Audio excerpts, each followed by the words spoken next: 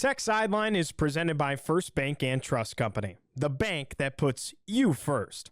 They can meet your banking and financing needs for personal, agricultural, business, commercial, mortgages, and so much more. Visit firstbank.com to learn more.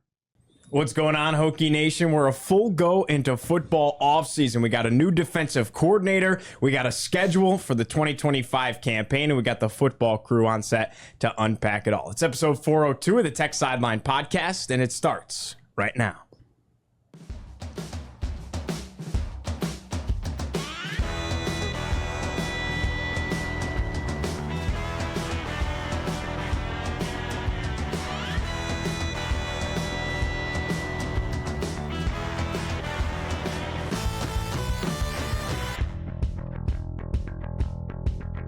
We're recording on Wednesday, January 29th, 2025 from our high-tech studio right here at the Virginia Tech Corporate Research Center. Remember to like, subscribe, refer the show to a friend, and go ahead and check out techsideline.com for our extensive editorial content. I'm your host, Giovanni Heater. To my right, our lead analyst and columnist, Chris Coleman. Across the way, senior staff writer Andy Bitter. In the fourth chair, our managing editor, David Cunningham. And producing the show behind the scenes, the mustache man, Mr. Nick Brown, as always. All right, guys, we're going to start with the big news here. The defensive coordinator, everybody has been waiting to hear on this. It's Sam Siefkes. He's got quite the background, brings an impressive resume, including successful stints in the NFL, at the FBS level, FCS level, Division III level. Most recently, the linebackers coach for the Arizona Cardinals. Before that, the assistant linebackers coach for the Minnesota Vikings. He was the defensive coordinator at Wofford for a pair of seasons. He was also a GA with Dave Aranda at Wisconsin, led the #1 defense in the country. So what are the immediate reactions to the hire by you guys? Well, I like the variety of his resume. He's coached at anywhere from the Division III level all the way up to the NFL. So he's had to handle a number of different players. He knows what it's like to coach players who are being compensated for playing football. You know, and that's something that maybe not a lot of people talk about these days. There's a lot of these college coaches, they've never done that before, but you know, he's done that. So I like his wide variety of systems he's been in, coaches he's coached under, and ultimately he's been a defensive coordinator 4 total seasons, which I know people don't think that is very experienced, but when you look at some of the best defensive coordinators in Virginia Tech history, Bud Foster had 0 years of defensive coordinating experience when he was hired. Phil Almassian had 0 years of defensive coordinating experience when he was hired. This guy's been a defensive coordinator for 4 seasons and has put 4 good defenses on the field. Compare that to the other name that was being thrown around on Monday, who's been a defensive coordinator for 12 years, and at least 2/3 of those defenses have been bad. I very much like the hire, and I'm on board with it. Yeah, I think my first reaction when I saw this was, who? I mean, it's funny. You go through this nearly 7-week process, and you see all the message board banter about names getting thrown out. And, I heard this guy's a hot candidate. This guy's a hot candidate. Siefkes' name never came up once in any of those discussions out there. It just kind of shows you exactly, the number of people that were actually in tune with this search. It was a very small group of people at Virginia Tech, and they carried this thing out and got this done here. Now, just because I haven't heard of him doesn't mean anything. I'm not a defensive coach in college, and I don't know all the defensive coaches that are out there and stuff like that. So it's an interesting hire. It is a risky hire, I think. I don't think that's saying that's a bad hire necessarily, because like Chris said, I think there's a lot of upside here. But I feel like they have either sort of caught this, wunderkind coach on his rise up, catching him on the way up and at the right time. And, you do that if you're Virginia Tech, you get him at the right price. You get a young, hungry coach like this that's eager to go out there and improve himself in the situation. And then, you might be getting him like a tad before he blows up big and gets some other job somewhere else. Or this is the hire that ends up getting Pry fired. And I don't know how much in between there is there. And I'm not saying he's going to succeed or fail here, but I feel like that's sort of the ranges of the possibility here, because, Pry came here and he said, we're going to get back to playing tough Virginia Tech defense. They've not really done that so far. Now, is this the hire that's going to get that done? If he breaks through and is that guy, then that's a really good hire, and they've made it. And if he sort of like struggles in that role, I don't know how much longer Pry has here, because how many more chances do you have to get this defense right? I think he's the clock is ticking on that front. Very interesting. What do you think, David, right off the bat? I was very intrigued to hear what Pry had to say about the hire yesterday, because again, it's a guy who I think our first reactions, like Andy said, were, well, I've never seen this guy's name before. How do you pronounce it? How do you spell it? Apologies if we spell it wrong once or twice, because it is going to take us some time to get used to it. But listening to Pry talk about what his background is and what he's put together, two things stood out to me. What Pry said about what he did at Wofford, where he was successful back-to-back years, had the top defense in the league, especially the top rushing defense in the league, and he did it once in a 3-4 scheme and then once in a 4-3 scheme. He's versatile. He's learned under so many different guys, and I think when you look through his release, all of the head coaches, the Mike Zimmers, the Jonathan Gannons, the guys who have come forward and talked about him, that's a lot, and I think it obviously comes from somewhere. And the other part of it is, one of the things Price said yesterday was that this guy, when he talked to some people like Jonathan Gannon, they said this is going to be a future NFL defensive coordinator in the NFL. Like he has that potential. So like Andy said, it seems like you might be getting a guy who nobody's maybe really heard of. Maybe they have in NFL circles, that he seems like he has a very, very bright future. But I agree, it kind of seems very boom or bust-ish. That doesn't mean it's not going to work. But I think there's still a lot that has to play out, and I'm sure we'll get into a lot of the details, but they still got a lot of staff and stuff to kind of put together, and how the vision is going to work has yet to be determined. I think the big thing here is you need to elevate the defense. If he comes in and they're just kind of so-so, and he's an all right fit, and the defense is still sort of a middling thing, if you continue to go 6-6, you need to be better than that. You need to really elevate that group. That's why I say it's sort of, he's a great hire and he really hits and the defense takes off, or it's the other side, and I don't know how many more years Pry has in that sense. So that's why I'm kind of on this, one side or the other on the seesaw here of where it goes. I don't know if it necessarily hits in the middle anywhere. Yeah, and people, I want to address that this is not a long-term fix. I mean, people think he's going to be an NFL defensive coordinator one day, which means if he succeeds here, he's not going to be here very long. And people keep asking, is he a good recruiter? Who cares? He's not going to be here probably long enough to influence the program 4 or 5 years from now. He's going to be. I think you hope. You hope, but it's extremely unlikely. Right. I mean, who knows? Is he going to be Brent Pry's Phil Almasson? Does he stay here for 2 years, turn the defensive around, and then pass the baton? But this should not be construed as a long-term hire for Virginia Tech. In fact, Pry said he doesn't even know if he's going to be one of the 10 guys out on the road recruiting. He's just going to be a walk-around defensive coordinator that probably isn't going to be coaching a single position. So this is going to be a short-term fix to fix our current problems on the defensive side of the ball at Virginia Tech, and to make sure Brent Pry has a long-term future at Virginia Tech. He's a different personality than Phil Almasson was in 1993, of course, but he can serve the same purpose, and I'm sure Brent Pry is hoping he serves the same purpose. And it's Frank Beamer was a defensive coach, just like Brent Pry. And Beamer had always run kind of the same old, wide tackle 6 scheme. And when he started opening his mind to new schemes, he wanted the Washington scheme, the Washington defensive scheme, which was a trend-setting scheme in college football at the time. So he went out and got Phil Almasson. Even though Elmo had never been a defensive coordinator, he had coached in that scheme. He knew he could install it at Virginia Tech. So Beamer opened his mind to running a defense other than his own defense, and he became a Hall of Fame coach for it.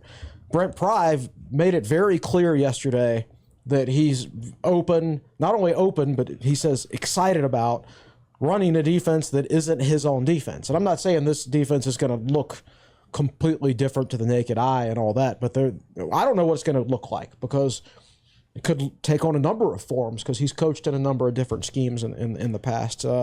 But this is going to be, there are going to be some new things. But again, this is not something that I know Tech fans always want long-term answers for their coaches. That they think, oh, their coaches will stay for 10 years and things like that. Nah, most people are looking for career advancement. And you need to hire, you shouldn't hire someone unless you think, if you think no one else is willing to hire them, right? And this guy is a guy who, if he succeeds at Virginia Tech, someone will hire away 2 or 3 years from now, most likely. That's okay. That's just part of being a college football fan. This guy's barely started, and Chris is pushing him out the door. Yeah. He's already pushing him out to better jobs already. It's like, let's see how it goes first. Maybe that's a terrific sign. Chris, David had alluded to it. I wanted to ask you guys about it a little bit more in depth. David mentioned the fact that he, at Wofford, led the #1 defense back-to-back years. The first year was in a 3-4 scheme. Second year was in a 4-3 scheme. Brent Pry was singing his praises about that fact. I mean, how impressive is that to you? Yeah, it's impressive. Now, it's important not to think of defenses in 1996 terms, where 3-4 defenses were 340-pound nose guards, and in 4-3s, all defensive tackles were 290-pound one-gap guys. There's a lot of fluidity these days.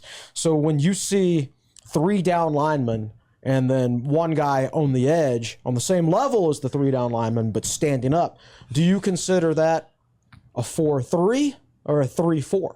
Some people consider it 3 defensive linemen and 4 linebackers, and some people consider that edge guy to be a defensive end. It's all a matter of semantics.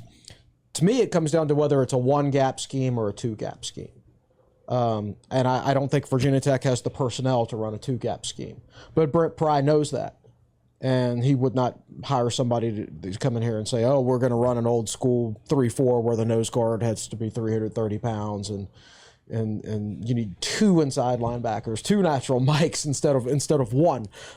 That would not fit Virginia Tech's personnel. So I don't have any issues with that. But I think his ability to I listened to a podcast of his the other night, and he's like, we always try to keep our scheme simple so the players aren't asking questions about the scheme. They're asking questions about the opposition. So I don't think it's going to, I think Tech is going to be multiple on defense to a certain extent, but I think it'll be a somewhat simple scheme. Maybe a little bit harder for the safeties than we've been used to in the past, but that's okay. I think Pry just has a soft spot for somebody who's done it in the SoCon.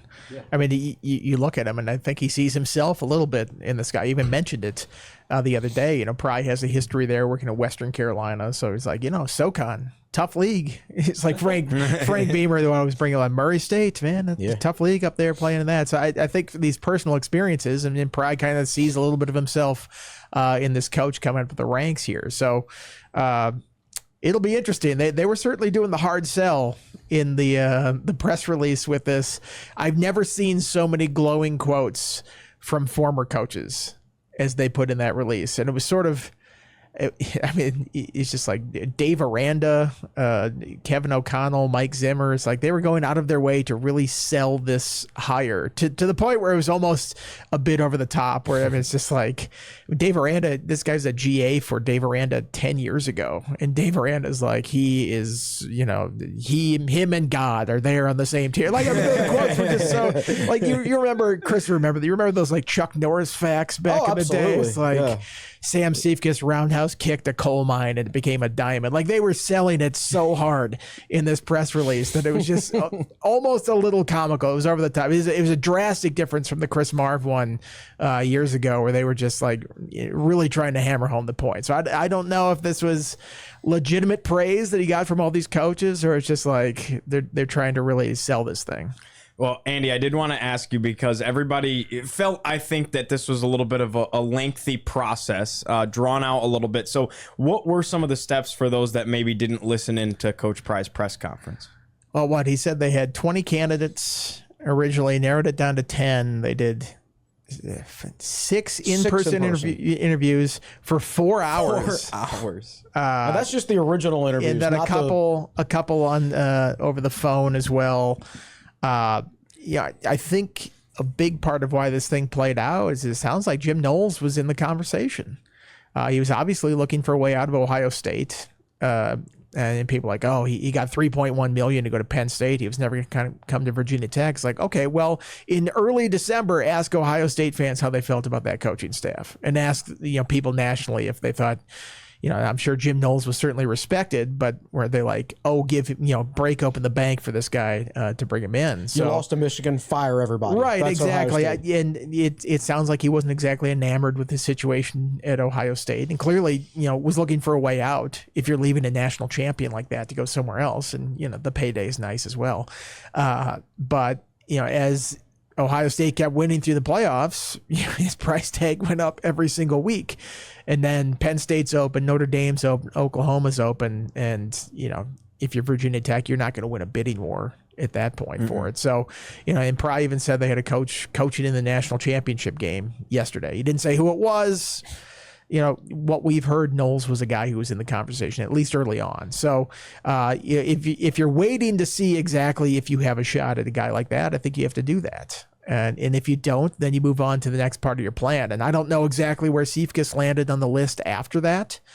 But he was somebody who Pry sounded pretty enamored with early in the process, and, said his name kept popping up over and over. So, this took a while, but what are you doing in early January? I mean, they were still recruiting. They were still bringing in defensive recruits and stuff like that. So I don't know how much, the weight in this whole thing necessarily put Virginia Tech behind. I don't think it did, in fact. Where else would you guys like to take this defensive coordinator conversation when talking about Sam Siefkes and what the future can bring for Virginia Tech? I think the curious thing is, Chris mentioned, how can you simplify it to make college players understand it? Yeah, we kept hearing, Arizona, the Cardinals are doing all this innovative stuff in the NFL, and 3 high safeties and multiple fronts that they're doing and stuff like that. It's like, okay, well, those are professionals, and those are guys that are paid to do that, and they're on the clock 8+ hours a day figuring out this stuff.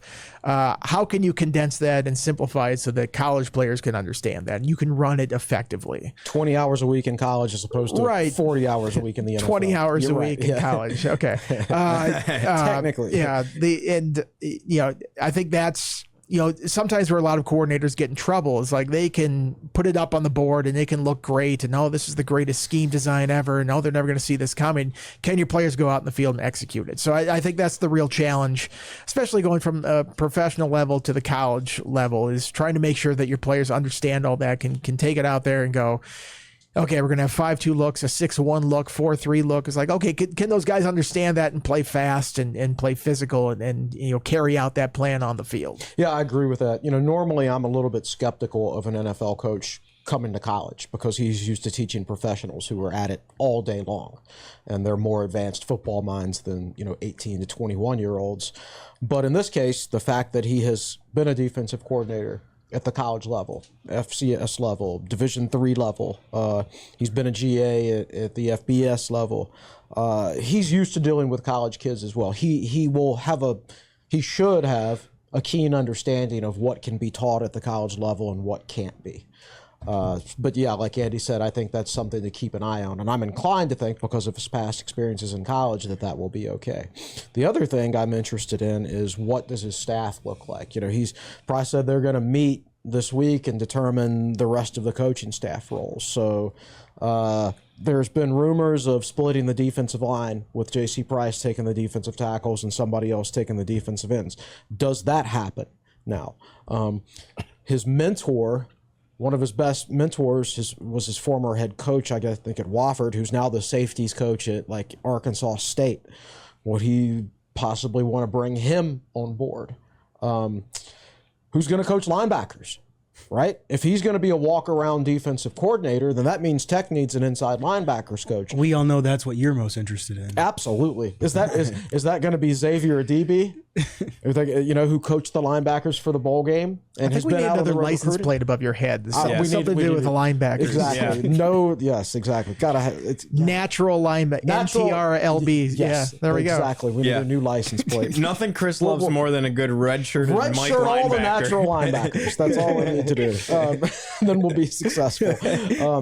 But yeah, so is that going to be Xavier DB, who has been on the road recruiting and who handled the linebackers for the bowl game, or is that going to be an outside hire? I don't know. So the staff is yet to be complete. We could still see, and I believe we will see, a slight shuffle on the offensive side of the ball, but that stuff hasn't been announced yet. So we've still got some finalizing to do. Right now, we just know. I was anticipating that when they hired the defensive coordinator, then all those other announcements would come kind of on the same day, but it hasn't happened that way. So we've got a little bit more waiting before we figure out exactly how the staff shakes out. It's not going to be like a Ron Crook situation though, where it's like a week before spring practice starts. That I would guess in the next week to 10 days we'll have a pretty good idea. It's interesting because now they switched up the rule that allows those assistant linebackers coaches or assistant running backs coaches to actually coach.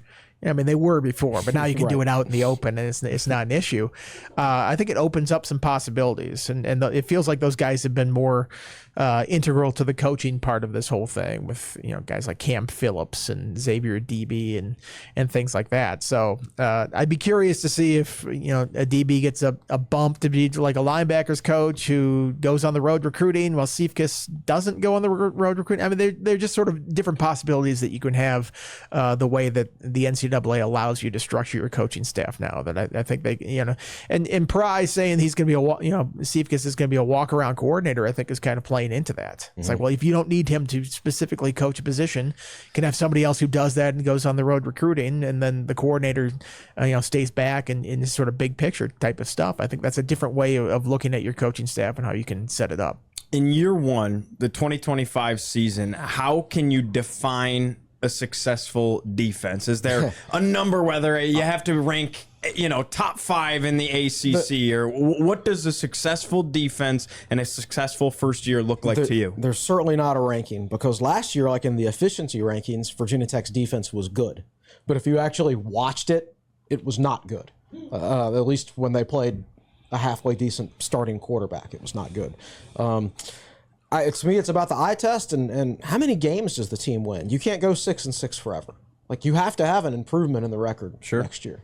I don't know exactly what the fan base will be happy with, but I don't think they'll be pleased with 6-6 again. I mean, Virginia Tech has spent most of the last decade going 6-6. It's time to start doing something else, right? You got to take a step forward at some point. You just spent over $1.5 million, buying out your defensive coordinator and bringing in a new one, and buying out your strength coach as well and your offensive line coach. So you're dedicating some more resources to the program. You need to start winning, and so for me, you need to go in the next season. I don't know what I think the record should be or will be or anything like that, but it can't be 6-6. I don't think people will be happy with that. So I know that's only part of the defense's responsibility, but ultimately that's going to decide everything. Is Virginia Tech's record. I think it's interesting. I mean, it's such an interesting start to the season that they have, and the defensive coordinator is going to need to get this group up to speed very quickly to face Lenore Sellers in the opener, Diego Pavia in the second game. Those are two very different styles of quarterback and two really dynamic quarterbacks. That how are you going to slow these guys down or have a good defensive game plan to go out there? So I feel like it'll be unfair, but a lot of people will draw their opinion on this coordinator hire based on how those first two games go, because that's going to be their first glimpse of them. Yep. And those are pretty high profile. I mean, obviously the South Carolina game is high profile as a Sunday game and down at Mercedes-Benz Stadium in Atlanta, but then there's going to be a spotlight on that Vanderbilt game after last year, and a lot of people are going to circle that on their calendar. Home opener for the Hokies, everything that Pavia did last year to the team, and I'm guessing Brent Pry will avoid any Trace McSorley references next year. Don't want to rile him up at all, but I mean that's gonna be a game that is gonna be. I mean, a couple years ago, been like Vanderbilt at home, whatever. This year, it's gonna be a very big spotlight game, and that's gonna be certainly a big moment for the coordinator to have a plan to try to slow that thing down. You guys sure know how to run a transition, so let's get into our schedule talk. First, though, I must tell everybody, as always, Tech Sideline is presented by First Bank and Trust Company. Today's TSL podcast is also brought to you by the Robertson and Cox Real Estate Team. Hokie parents and students, don't pay rent. Don't pay rent. Don't pay rent. Instead, you should invest. Just don't pay your rent. Just don't send them a check. Try not paying. See how that works out for you. I don't know. The RNC team can help you find the right place to buy for your student housing during your time here in Blacksburg. Visit rncteam.com to learn more, and we'll drop a link in the YouTube description as well. All right, the 2025 Virginia Tech football schedule release. We'll read it out, and then we'll dive fully into our analysis of it. First, in the spirit of the ACC network, should we do this at like 9:30 at night? Yeah, actually, we're gonna post all on come 12 back hours. tonight. Yeah. We're gonna give you 1 week now, and then the next podcast we'll go through the next week. Try and drag this thing out as long as possible. All at 9:30 at night. Yes, That was during like the Duke NC State basketball game. Like running opposite of that. They couldn't have, you could do this during business hours. There are so many ACC fans in California since they expanded the league. You have to, How many people other than sports writers were watching that show? Like just waiting to the release that I'm a sports writer and I wasn't even watching the show. Yeah, So I was waiting nobody was until you watching guys the show. tweeted about it after. ridiculous. All right, so we start off the season August 31st, Sunday, down in Atlanta. We'll play South Carolina. September 6th, the next week, Vanderbilt. 2 SEC opponents off the rip, like Andy had alluded to. After that, you come home, Old Dominion. You get Vanderbilt at home as well, I should add. Old Dominion and Wofford. Then on the 27th, you'll go out to NC State.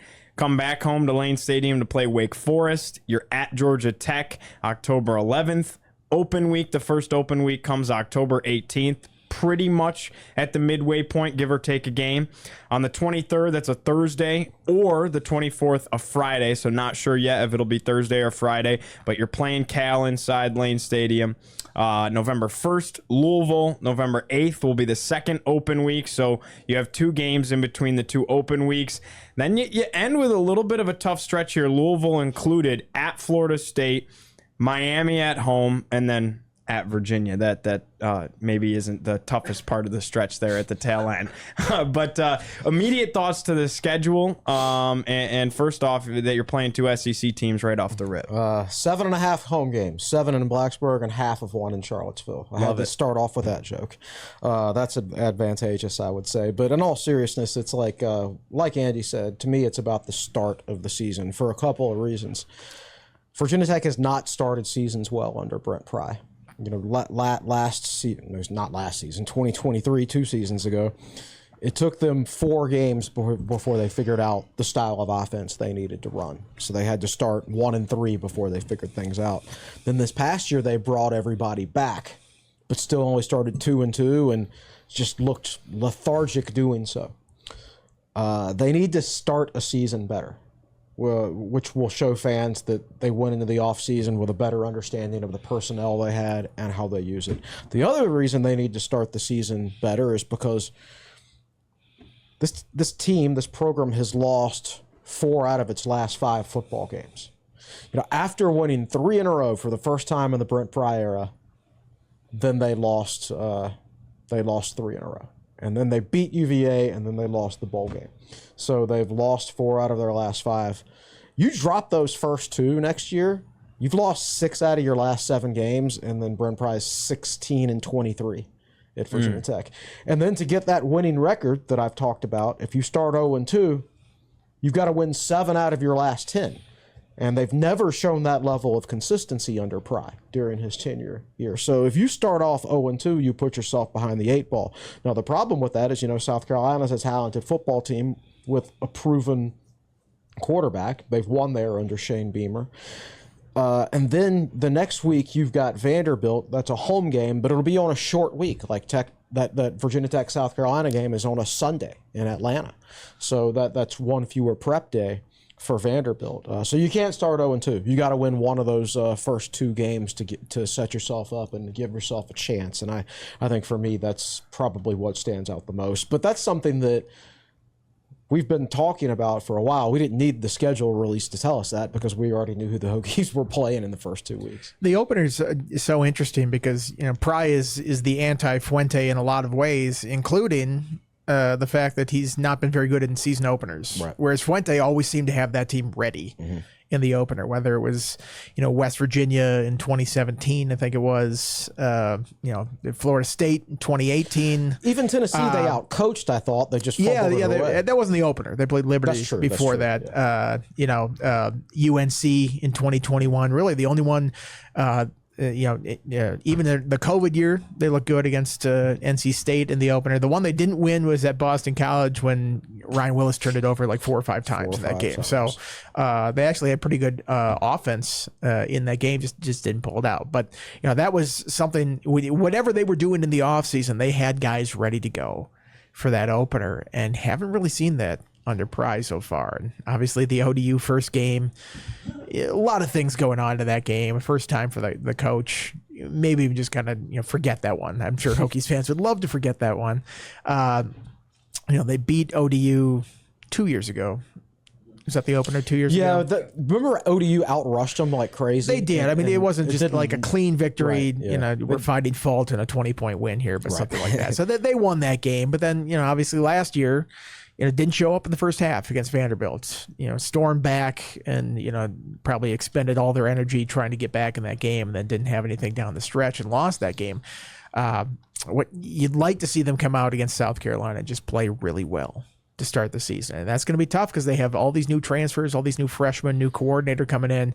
How do you bring that group together and get that to gel and hit the ground running in week 1? And then short week after that to prepare for Pavia right after that. Is it Pavia or Pavia? I keep saying Pavia. I keep alternating between the two. It's Pavia. McSorley. They're tracing for McSorley in week 2. No, Pavia. And, that's a tough matchup, especially in a short week like that and, preparing mentally to come back. So, they've got this non-conference Power 4 losing streak that goes all the way back to that West Virginia game in 2017. Yeah. Think about that. Wow, It'll be 8 years in August since they've beaten a non-conference Power 4 team.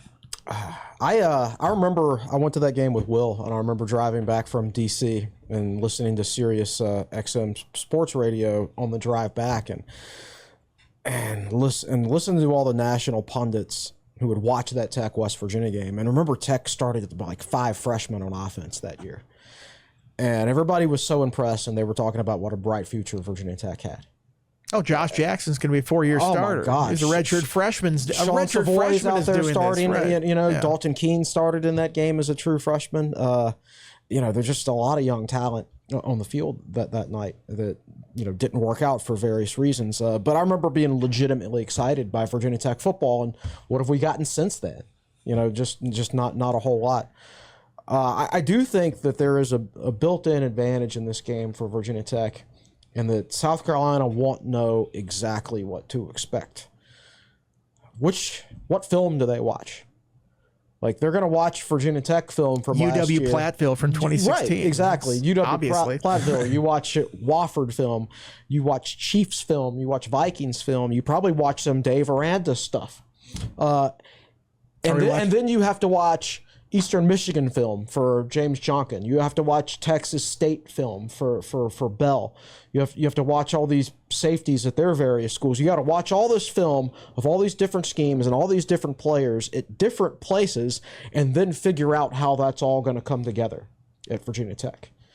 Meanwhile, the Hokies just turn on South Carolina film from last year for the most part. Now, South Carolina will have some new players and things like that, but schematically they shouldn't be all that different. It's like last year, Vanderbilt had Virginia Tech at a disadvantage to a certain extent in that first game because of a new offensive coaching staff.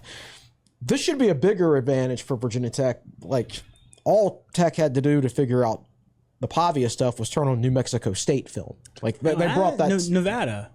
What's that? Nevada. And Nevada the pistol with the pistol stuff. You're right. So I forgot about that. Good point.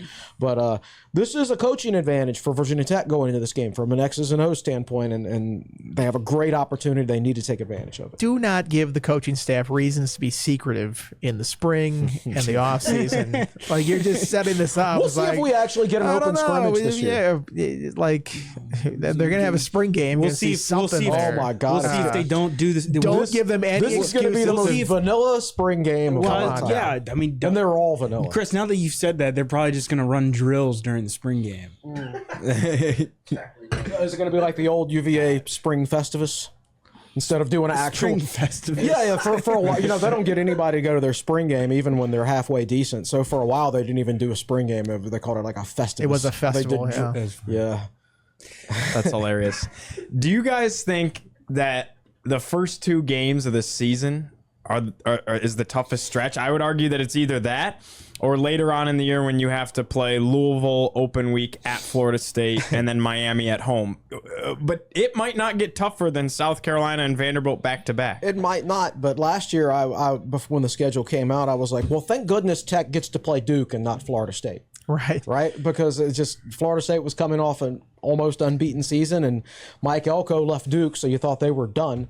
Instead, Duke wins 9 games and Florida State wins 2 games. So I don't know. I mean, on paper, that's 3-game stretch against Louisville, Florida State, and Miami could be really tough.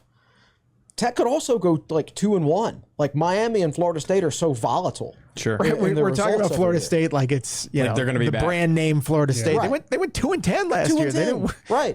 But the year before that, they went undefeated. If they played tomorrow, Chris's Virginia Tech point. would win the football game. Yeah. Most likely. Yeah. It's so.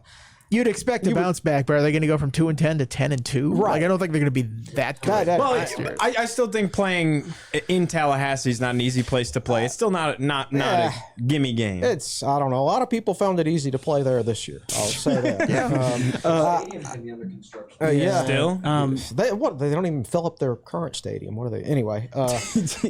So I don't know. I don't know what remember their boosters run their athletic department. Yeah. And that's just probably going to lead to You've gotten Chris down a Florida State rabbit hole. Yeah. I think the tough part is you start off with probably the 2 best quarterbacks on your schedule in Lenora Sellers and Diego Pavia. I mean, I think Carson Beck is pretty good. don't think he's Cam Ward. Isn't Haynes King back? He is. And Haynes King. He didn't even play in the game is in there this year. Yep. And Tech missed him that game. I find there were a couple different things I found that interesting with the ACC schedule. Like with the Cal game, Thursday or Friday, my guess is they probably share that info come May when they announce the times for and networks for the first couple games and midweek games. But like Cal is playing on a Thursday, Friday, like back-to-back weeks. Who do they play Carolina at home. the week before? Yes. Okay. So it's like Probably just stay out here for the week if that's the case. no, they got it's at Carolina and Cal. Oh, Berkeley. at home. They got Carolina and Berkeley. UVA has an open week before playing Tech. So does Georgia Tech, which if Haynes King is actually healthy, that's a completely different game this year probably. I don't hate the way it shapes up, Gio, and I do think closing the year with Miami and UVA is exciting. Like those are the games Virginia Tech fans want, I think. No Boston College on the schedule for the first time. It's kind of weird. I know Andy would like a trip up to Boston. I'll take a trip to Boston anytime. Not for the Game bowl, over. not for a bowl game, but Just for for earlier. the chowder. I think the Miami one's at November 22nd. Like that's when you want Miami to come into Blacksburg. Sure. Like when it's a little cold. You don't want them like end of September where they feel somewhat comfortable up here. Like I bet you if that was like 20 degrees out or something like that, like it'd be unpleasant to be out there to watch that game. But Hokies would probably prefer that to have a team from South Beach come up here and play in that weather. My freshman year at Tech, the most hyped game was so it was 2001. Most hyped game of the season, of course, was Virginia Tech and Miami, and it was the last game of the season. Was that the Wilford? Dropped 2-point conversion. So it was after the UVA game. It was December 1st. So everybody's like, it's going to be freezing cold. It was like sunny, bright and I sunny wore out. shorts. Yeah. Right. It was hot. Like I got a little bit sunburned. It was in that sunny game. because in October it snowed for the Syracuse game, but in December for Miami it was 70 degrees. It was sunny because didn't Wilford lose the ball in the sun He on might the have, 2-point yeah. conversion? Could've So Gio, the NC State game too intrigues me. Like that's the ACC opener. You're on the road.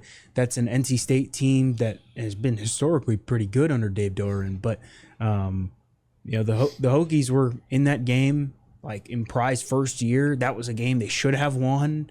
They were up 21-3 and lost. I think you can potentially get yourself started on the right foot in ACC play. That game, Wake Forest. At the same time, I think, to nobody's surprise, it's going to come down to, honestly, how Virginia Tech, not necessarily the opponents. Like, if Kyron Jones is healthy, Virginia Tech can find a way to run the ball with this group of running backs. You got, hopefully, a pretty young core of receivers. Like, all things considered, if you take care of your own things, you should be all right. But we saw that this year it didn't exactly go to plan. What trip are you guys most looking forward to? I know if I was going to be here, it would probably be the Atlanta trip. Open the season. Yeah, but there are 2 Atlanta trips. True. This one. And I do love going to games at Georgia Tech. I think that stadium's really cool. Bobby Dodd Stadium. It is if it's at night.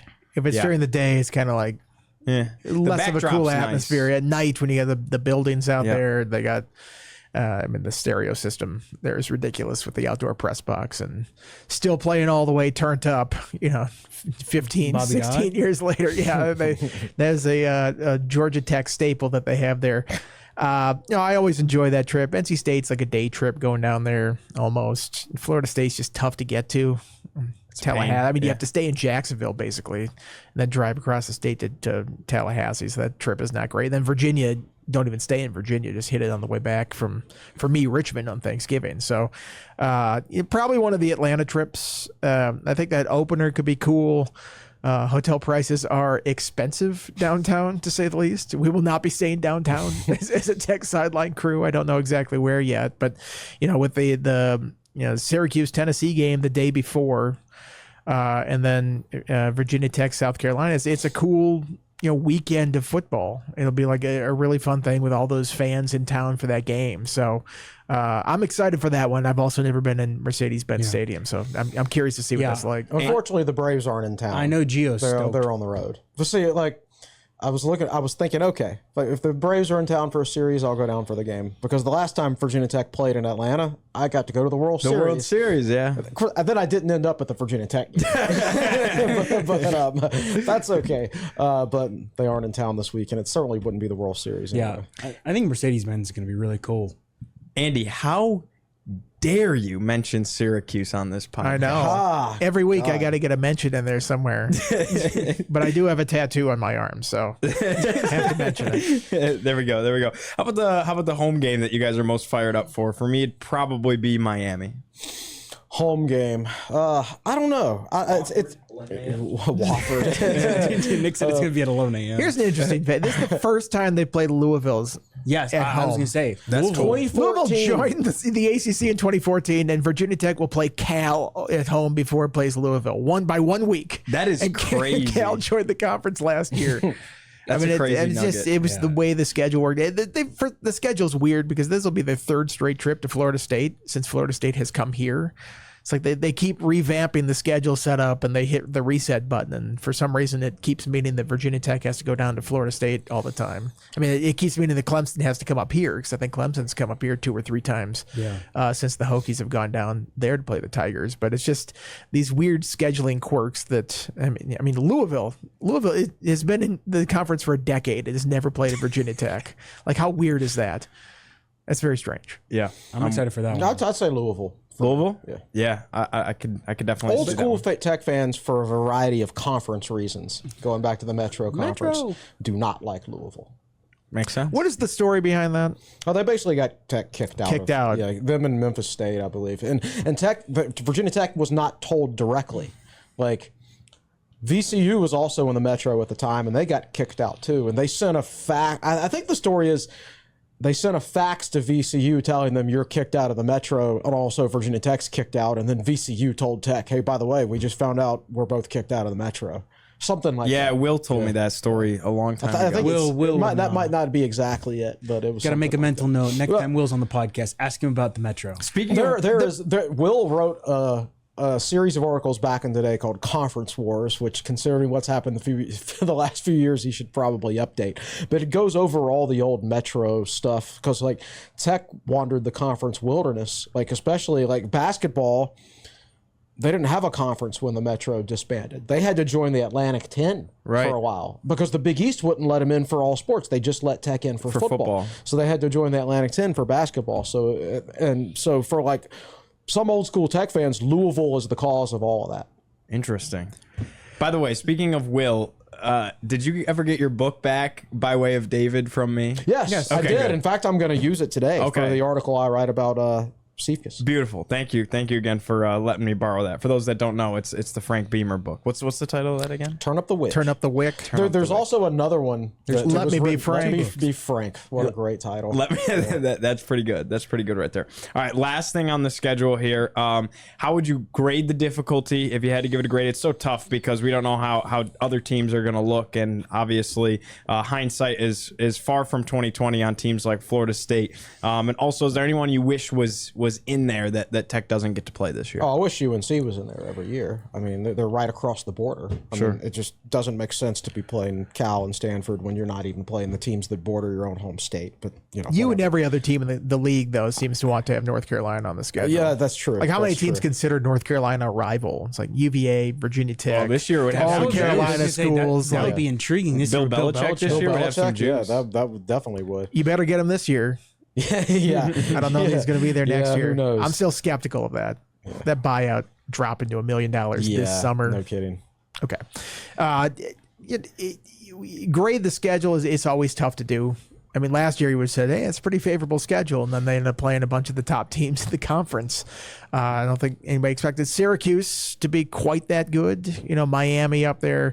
Obviously, Clemson played in the title game as well. You avoid SMU, Clemson, Syracuse at the top of from the top of the standings this year, next year, but who knows what that's going to look like? Because like Chris said, we would have thought that was a break last year that they didn't get Florida State. As it turned out, that's the year you want to play them. So with so much turnover from year to year, I mean, I barely know how the Hokies are going to be, let alone some other school like that. So I think you have to look at these schedules and go, it might be tough, it might not be tough. We don't really know at this point of the season. Yeah, that's right. And look, it's an ACC schedule in the end. Yep. Which means it's manageable. Yeah, if you're not playing the SEC, it's not like you're looking at like 5 straight ranked teams or something like that. If you're a well-coached, disciplined football team, you're going to have a chance to have success against Virginia Tech's schedule this year. Yeah. The one thing I'd add to that is I think there's a little bit of a bullet dodge there not playing Duke because they got that kid from Tulane. It almost looks like they upgraded at quarterback on a team that went 9-3 last year. So Duke might be a team that you're glad you kept off the schedule. That's going to be interesting. I've heard that Duke basically blew their NIL budget on that quarterback. Well, so they're taking a risk. Maybe they're not going to quite have the depth across the board, but they're going to greatly improve themselves at quarterback. So I wonder I don't know what receivers and stuff are back for them, but they had some good receivers if they I don't know eligibility wise and whatnot what they bring back, but a solid defense obviously as we know. I don't know. Are there many examples in history where if a team plunges all of its money from the salary cap into one player, that team is especially all that if great? That player happens to get hurt. That seems like a bad strategy. Virginia Tech is certainly going the opposite way and spreading that NIL money across fewer stars, I would say, but a wider depth of guys that they're bringing in. So we'll see. I mean, you have to take different tacks in this NIL era and figure out ways to compete against the big boys that have, the money and the depth behind all that stuff. I mean, is it better to spread it out like that? Is it better to go, singular with a star or a couple stars on a team? Couple stars didn't work for Virginia Tech last year, so they're trying a different way about it this year. I'm interested to see if it works. Well, the picture is becoming ever so clearer. We finally have a schedule. We have a defensive coordinator, and things are starting to fall into place a little bit here as we wind down in January. What's coming up this week editorial-wise, guys? I'm writing an article today on the defensive coordinator hire. I believe Brandon Patterson is also going to be writing about the defensive coordinator probably on Friday.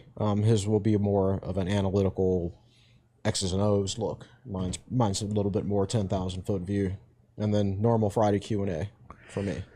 Yeah, now that Tech has a coordinator, I'll probably do a mailbag for early next week. Signing day is next week. It's not really an event anymore, but that's typically when I like to roll out my 5-year look back at the previous class, and that's going to be 2020.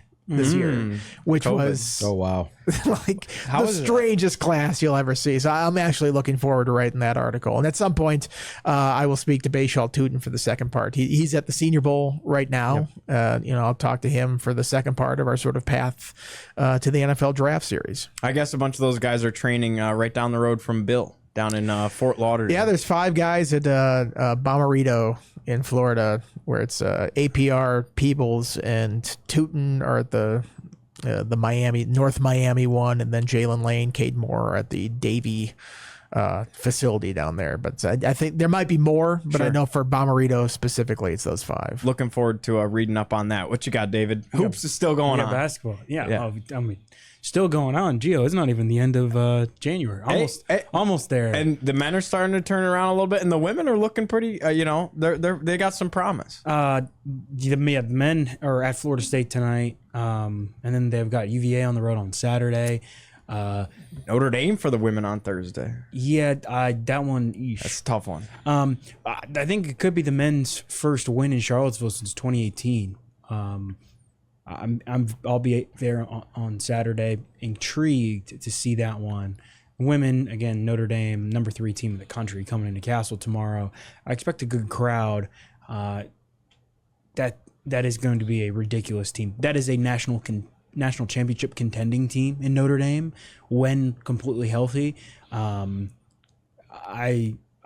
don't know that it's going to be pretty, but Hokies have SMU, I believe, on Sunday at home. So yeah, they're halfway through their ACC schedule and they're above 500. That's better, I think, than you would take that in Megan Duffy's first season. Can they continue it? They're probably going to be that 9th team potentially on that bubble. So Duffy played at Notre Dame, right? She did. She did. So this is kind of a revenge game. No, I mean, she's a Notre Dame alum, so it'll be neat. And Gio, there are probably going to be about 8 ACC teams right now that are like secured to get into the NCAA tournament, and Tech's like that 9th. Can't say that on the men's side. we don't need to go there. The whole men's ACC conference is bad. That's my point. You're not going to get that many. The in the men's tournament. team is currently in the ACC tournament. Correct. Because 4 teams will not participate in that this year, correct? Crazy. Is it 3? Okay. It's crazy that we're sitting here that I called the game with one of our underclassmen the other day, and that was his big storyline. Tech basically on the bubble for the ACC tournament. I'm like, oh dear God. Oh God. You guys don't remember being in the Big East. Virginia Tech was in the Big East for 4 years in basketball. Only made one once. Big East tournament. That's crazy. That was in their last year when Seth Greenberg was coach. The first 3 years with Ricky Stokes, they did not make. Imagine going 3 years in a row without seeing your team play in the conference tournament. Yeah.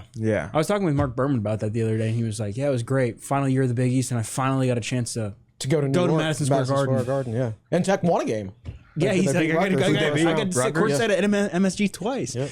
Yeah, I think the men just had a really tough stretch. Yeah. With Clemson and Wake. Clemson's pretty good. Clemson and Wake. I mean, Clemson's 9-1 in the conference. Yeah. So we'll see. A lot of basketball left to be played. You know what I remember about that Rutgers game? This is so random. The late Alan Callaway made the only 3-pointer of his career towards the end of that game, and Virginia Tech won by 1 possession. Wow. Alan Callaway from Danville, Virginia, Tunstall High School. I once played pickup basketball with Alan Callaway on a dirt court with a chain net. Wow. Yeah. That's some hardcore country Pennsylvania County basketball Nice. right there. That's awesome. That's wonderful. Nick, what you got on the video production side of things? Well, we were supposed to have Pete Demore join us today, but then poor Carter, he got sick. He was going to host that, so that got pushed to next week. Of course, we'll still get him before the season starts, which I cannot believe is going to start in 2 weeks. College baseball and softball in 2 weeks. That Don't forget my about mind. lacrosse. Yeah, college lacrosse. But anyways, it's just crazy that those sports are creeping up all of a sudden. And so we'll have her on, and then Friday Q&A, Chris. Yes, sir. Cool. We'll have that, and then we'll go from there. If Tech announces any more coaching changes, we'll obviously get you covered for that. All right. Well, I think that wraps things up today for episode 403 of the Tech Sideline podcast. Welcome to the new defensive coordinator, Sam Siefkes. For Nick, for David, for Andy, for Chris, I'm Giovanni Heater. We're out. We'll see you next time.